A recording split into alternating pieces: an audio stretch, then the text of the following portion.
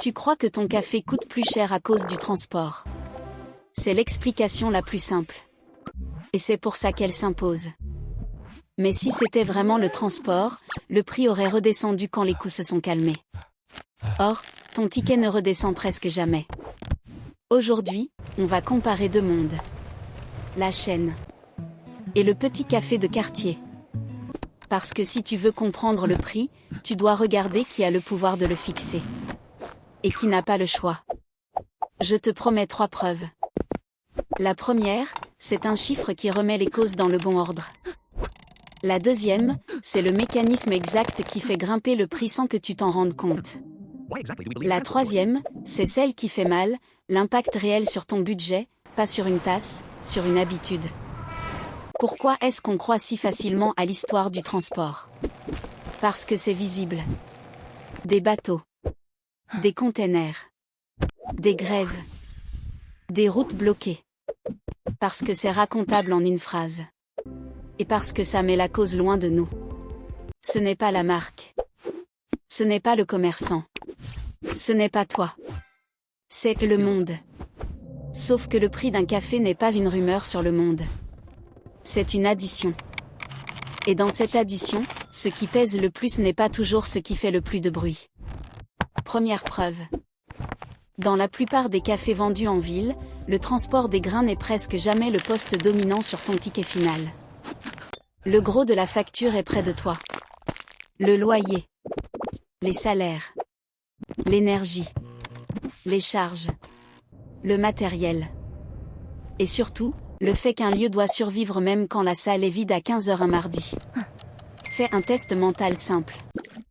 Si le transport était le cœur du prix, un café à emporter et un café servi dans un lieu premium devraient évoluer à peu près pareil. Or, dans la vraie vie, plus l'endroit vend une expérience, plus l'augmentation passe facilement.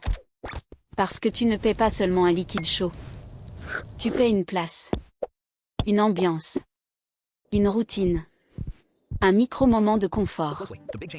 Et c'est ici que la comparaison chaîne versus petit café devient un révélateur.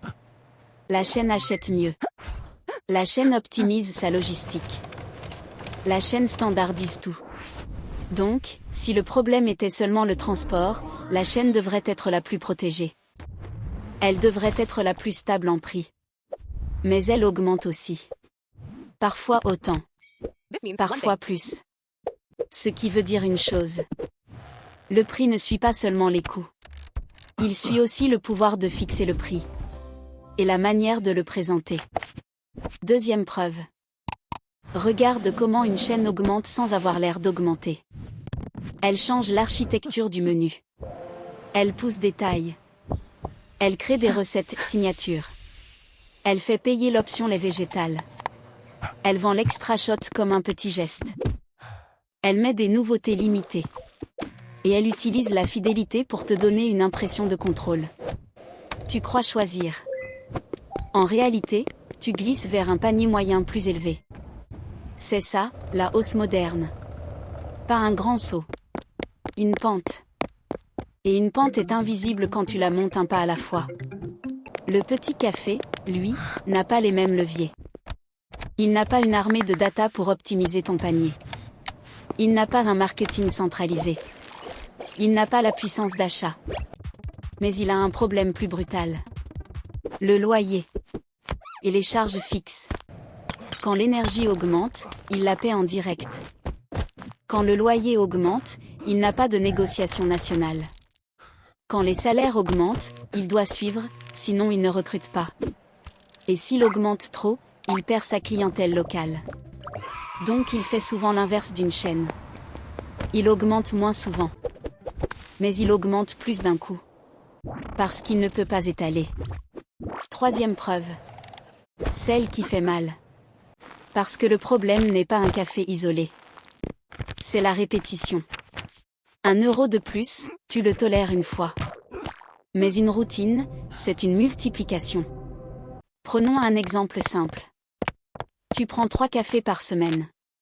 Sur un mois, ça fait environ 12 cafés. Si chaque café te coûte 1 € de plus qu'avant, tu ne perds pas 1 €. Tu perds 12 € par mois. Sur un an, tu es déjà à 144 €. Et ça, c'est sans les petites options qui semblent innocentes. Un lait végétal. Un sirop. Un extra shot.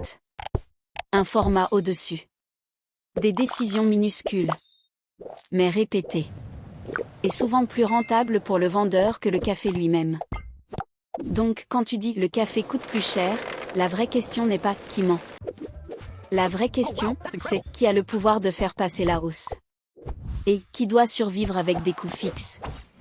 Le transport peut augmenter. Bien sûr. Mais ce n'est pas la clé. La clé, c'est la structure. Dans la chaîne, on augmente par design. Dans le petit café, on augmente par nécessité. Et toi, tu paies les deux. Tu paies l'expérience quand elle est vendue. Et tu paies les charges quand elles étouffent.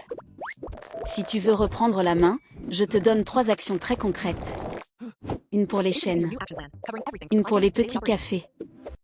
Et une pour ta routine, celle qui décide de ton budget à ta place. Tu veux que je continue sur l'action plan, ou tu préfères qu'on renforce d'abord la preuve avec un chiffre précis pour la France ?